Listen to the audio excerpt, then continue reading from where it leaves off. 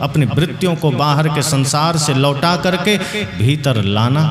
जैसे ही आपका मन बाहर से भीतर आएगा, आपको एक अलग एहसास होगा कि सद्गुरु की ऐसी कृपा हुई कि बाहर जो जगत अंधकारमय लग रहा था, बाहर जो जगत कठिनाइयों से भरा हुआ लग रहा था, जैसे ही मन वहाँ से भीतर आया, भीतर का जगत परमानंद से भरा है। और जो भीतर जिसने पा लिया, जिसने भीतर के आनंद का अनुभव कर लिया, वो बाहर की पूरी दुनिया चौपट हो जाए कोई फर्क नहीं पड़ता।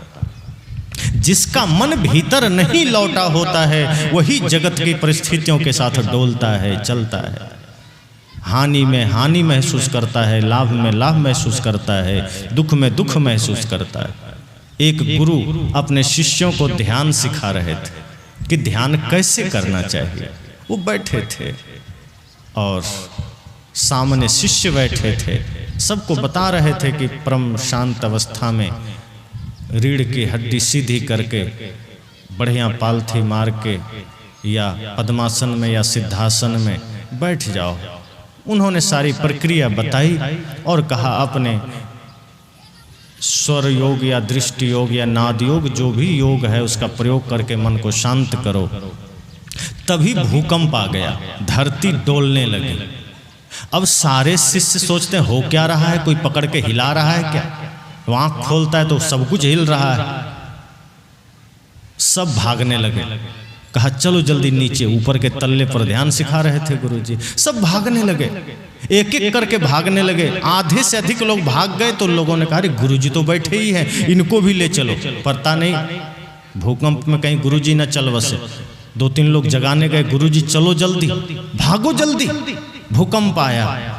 गुरुजी कहा, इशारा कर दिए निकलो, जिसको डर है निकलो।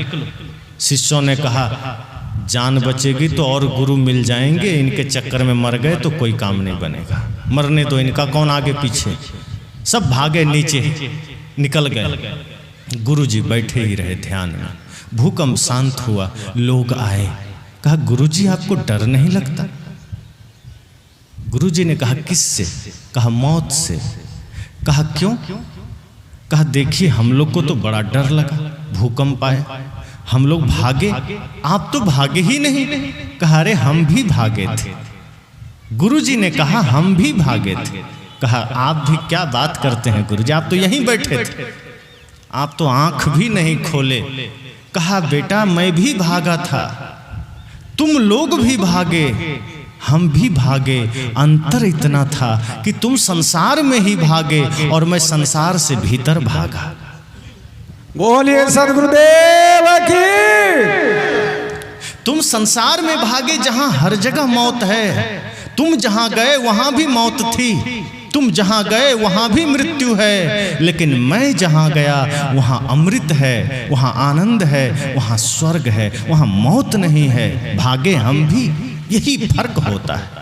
एक उसी अवस्था को मृत्यु में बदल देता है और एक उसी अवस्था में इतना भीतर आ जाता है कि अमृत में बदल जाता है, अमृत में बदल जाता है। मैंने कहा थोड़ा सा फर्क है। आप बाहर जब परिस्थितियों को देखते हैं, प्रतिकूलताओं को देखते हैं, तो आपको लगता है संसार बड़ा भयंकर है, कैसे बचेंगे। लेकिन जैसे ही गुरु के बताए रास्ते पर, गुरु के बताए ज्ञान के द्वारा जब भीतर लौटने की कोशिश करते हैं, जब भीतर आते हैं तो पता चलता है भक्ति का वो विराट केंद्र है, प्रेम का वो विराट अवस्था है, सत्य का वो विराट समागम है, जहाँ एक बार आ गए तो आनंद ही आनंद है। फिर कभी कोई दुख, कभी कोई पीड़ा जीवन में आएगी नहीं। कैसी भी परिस्थिति आ जाए, आप इतने शक्तिशाली हो जाएंगे कि आप परिस्थितियों को बदल देंगे, परिस्थितियां आपको स्पर्श नहीं कर पाएगी।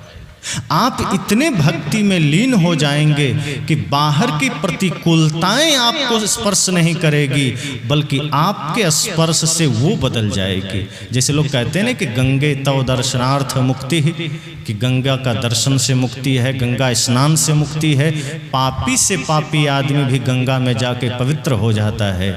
आप जब भक्ति में दृढ़ हो जाएंगे, गुरु की भक्ति में, भगवान की भक्ति में, पूजा में, ध्यान में स्थिर हो जाएंगे तो संसार के भयंकर से भयंकर विपत्तियां, प्रतिकूल